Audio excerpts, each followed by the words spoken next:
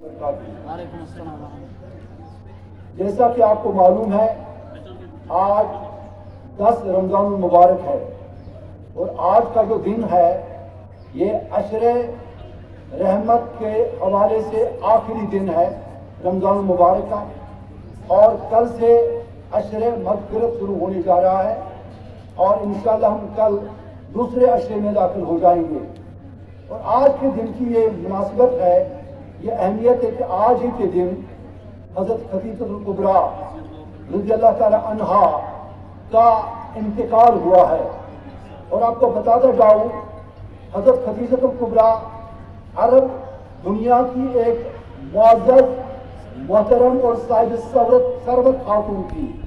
اور جن کی دولت اور جن کی شرافت اور سیرت اور کردار کے ڈنکے بیٹھتے تھے،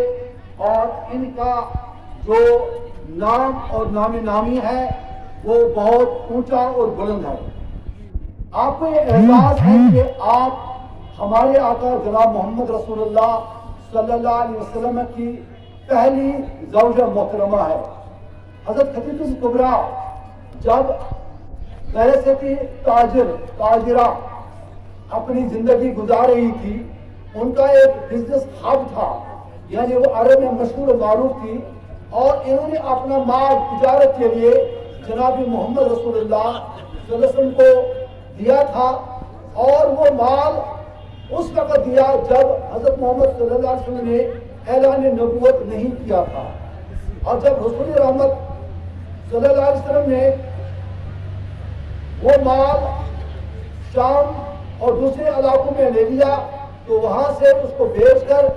بہترین منافع حاصل کیا اور واپس آ کر حضرت خدیجہ کے حوالے حساب کتاب کر دیا، اور یہ سلسلہ جاری رہا، اور جس سے جناب خدیجہ الکبریٰ الصادق والمصدوق، الصادق والامین کے لقب والے پیغمبر جناب محمد صلی اللہ علیہ وسلم کے سے بہت متاثرہ ہوئی، اور انہوں نے پیغام نکاح بھیج دیا۔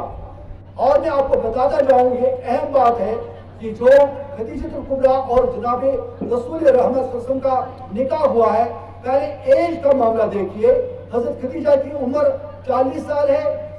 اور آقا جناب محمد کی عمر گرامی 25 سال ہے، اور اس 40 اور 25 سال کی جو ایک ڈفرنس ہے، اس کا جو عقد ہونا جا رہا تھا، یہ بہت بڑا اہم معاملہ تھا عرب دنیا میں۔ آپ کو ایک بات اور بتاتا جاؤں کہ